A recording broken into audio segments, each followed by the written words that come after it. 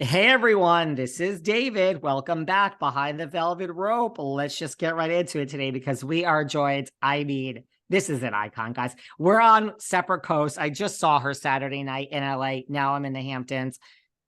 Sarah Fraser. I'm still recovering. David.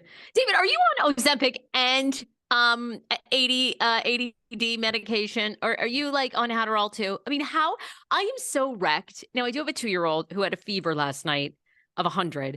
And so we had to get up, and then he was in our bed. So maybe that's it, but I don't even know how you are bringing the heat. Like, what are you on? What else do you take aside from Ozempic?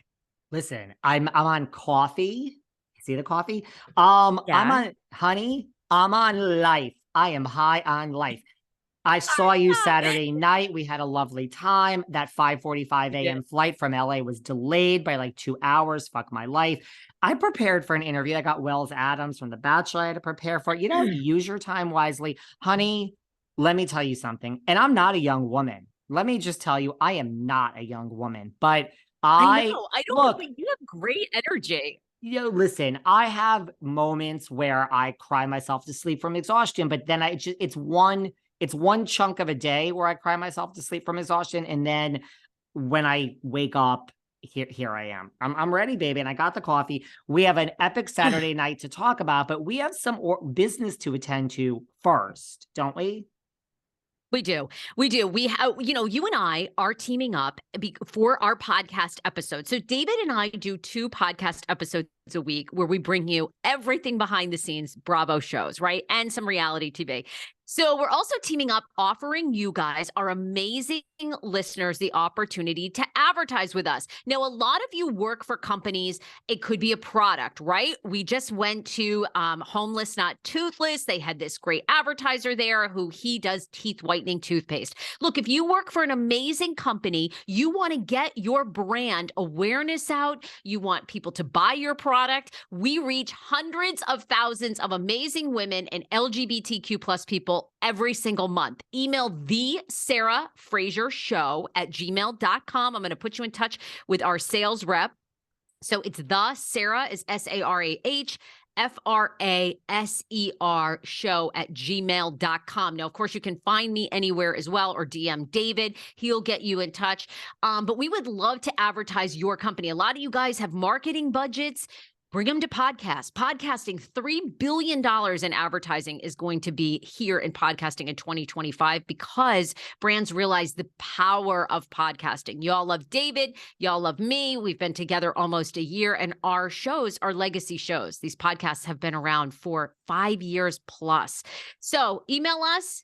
Get your brand on here. And heck, you could even buy a sponsorship if you want to tell your brand story on the podcast. We'll have you on and interview you, and you'll be reaching thousands and hundreds of thousands of listeners every month. There you go. Yeah, like almost 1 million actually, but let's not get into numbers. Here, well, I mean, if you're going to buy an ad, I mean, we'll get into some numbers with you. We'll get into numbers. Yeah, you ought to know the truth. That team will get into numbers.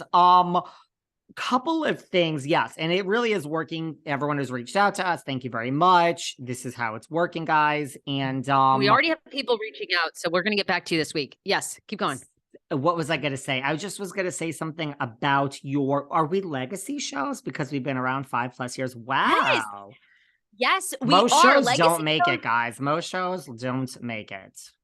Most podcasts stop after 7 episodes. And I think, I don't even know how low it is after 3. But if you are a show that is like 4 years, 5 years and older, you're considered a legacy show. And both of us have that. Yeah. Most people quit podcast.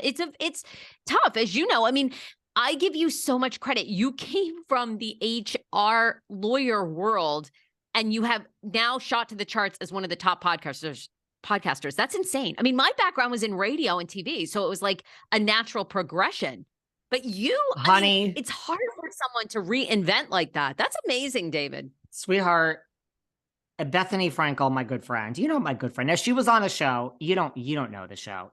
You've never heard of the show, I'm sure. It's called RHOBH. It was on. It was canceled. We're past that. So you may not know her, but I have a good friend, Bethany Frankel. She told me that her and I don't fail in business. I've never failed in business. I fail at life. Please don't give me too much credit. I fail at life.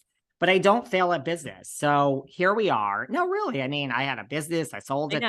I like to reinvent myself with business, but at life, dude, I suck.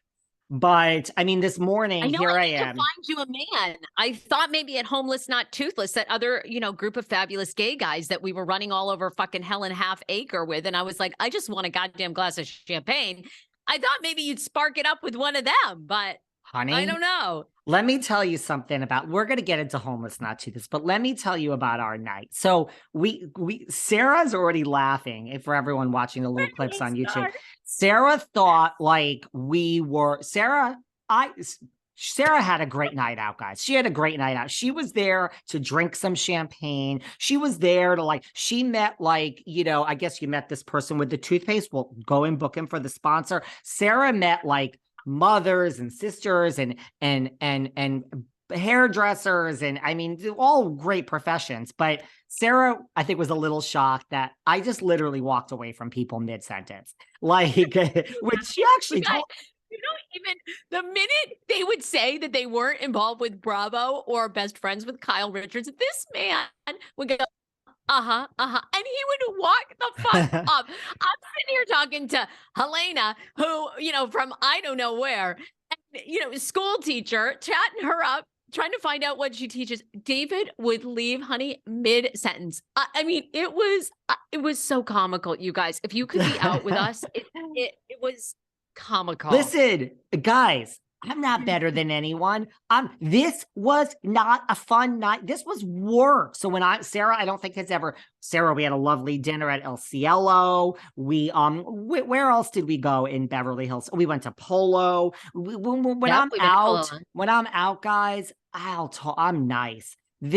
Sarah thought she was out for a Saturday night out, which she was, granted.